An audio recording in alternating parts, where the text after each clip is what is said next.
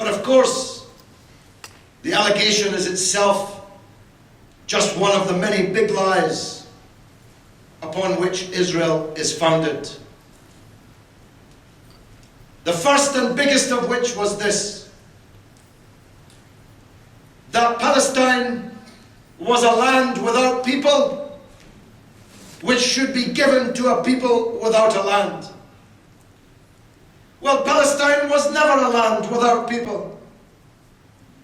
There are hundreds of people in this room today who are Palestinians, whose fathers, grandfathers, great-grandfathers, great-great-grandfathers, going back century after century, were living in that land.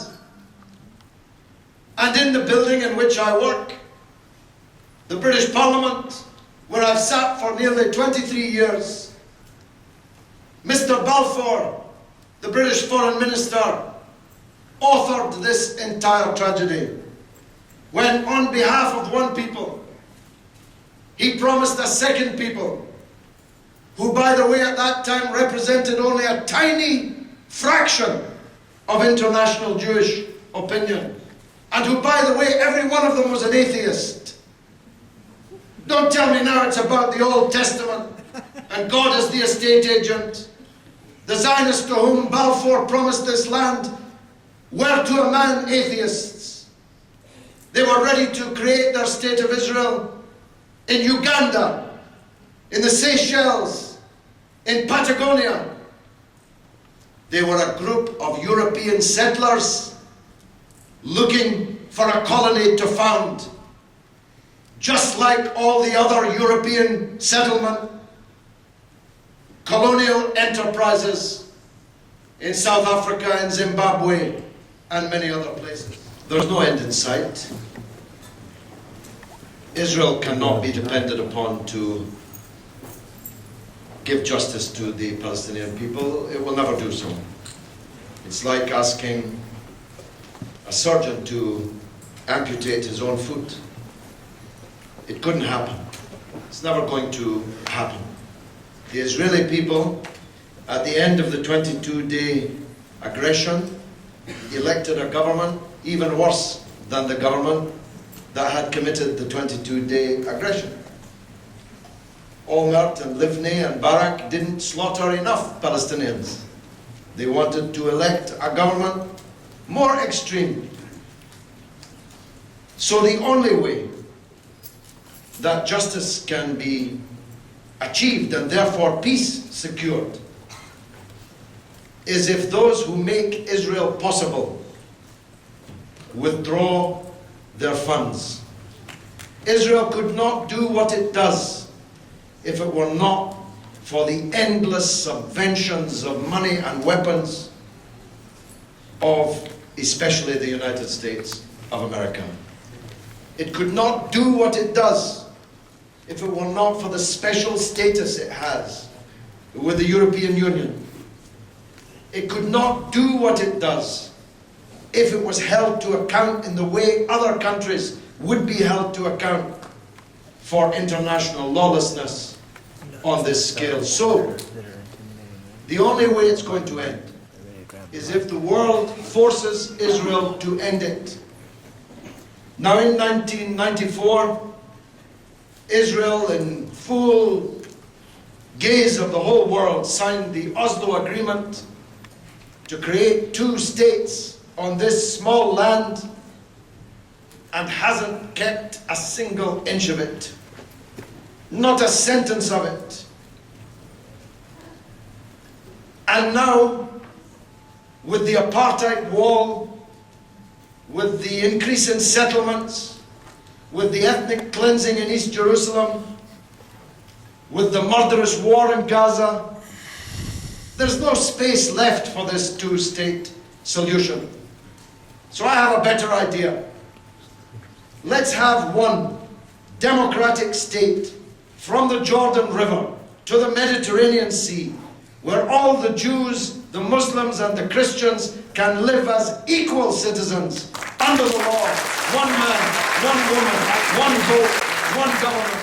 On the subject of anti-Semitism, When the fighting in Gaza was going on in the United States, there were a number of demonstrations in cities like Fort Lauderdale, LA, San Francisco, Toronto. In Fort Lauderdale, some demonstrators were yelling things like "Jews go back to the ovens," along with Hitler.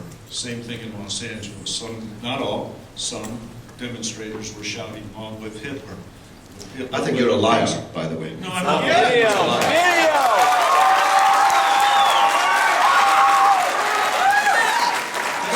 suggest you look at videotape. It's all on YouTube. I have one. It's on video. It's all on YouTube. Okay. I'm 99.9% certain that you're a liar.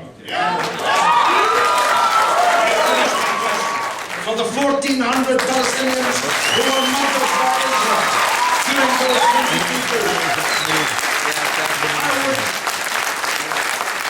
I would have felt better about you if you could have shed even a single tear for those thousands of Palestinians who were murdered, maimed, and orphaned by Israel in that 22 days. Now let me tell you, Einstein, the greatest mind humanity ever produced, was invited to be Israel's first president. Here's what he said in turning it down. He said, "I could never be the president of a country whose future was built on the misery and the destruction of another people's past."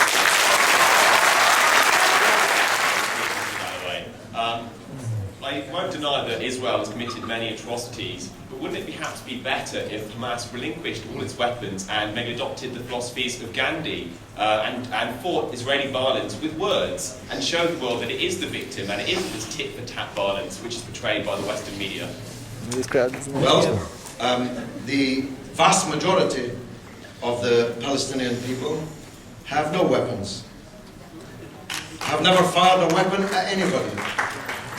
But in 61 years, you know what? It hasn't saved a single house, a single olive tree, a single piece of land from settlement or destruction. Mr. Galloway? Sir. Hello. Thank you for the adulation you expressed for our President Obama. That's appreciated. Thank you for your question. Let me correct you. It was not adulation for your president. I'm not guilty of adulation of any man. I worship only one God. But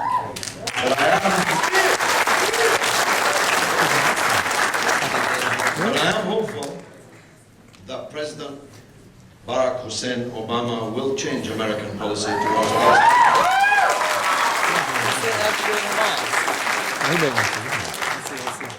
And you know what? I think you're probably rather afraid that I'm right. You only have to open hundreds of Guantanamo bays, hundreds of extraordinary rendition, torture chambers, and all the other obscenities of the last 8 years, because America's problem in the world will only get worse if it continues to deal out injustice and double standards towards the Palestinian people. Now, he's only been in office a little over 100 days. That's really not very long to judge him on.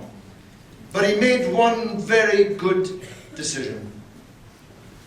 He chose Senator George Mitchell as his envoy on this subject.